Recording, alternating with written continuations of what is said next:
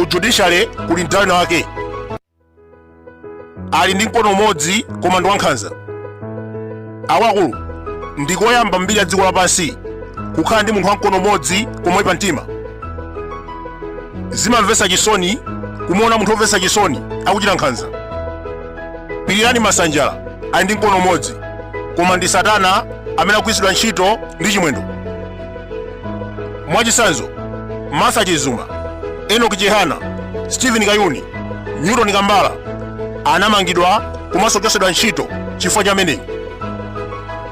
Norman Chisale akulandidwa katundu ma bank account otsogolera wake Masanjala.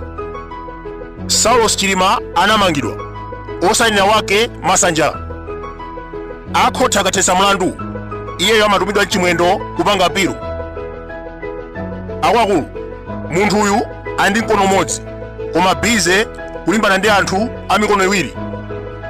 Tikukumbukira akhoti atathetsa mlandu kabambe anatumidwa mchimwendo ndi kupanga apilu.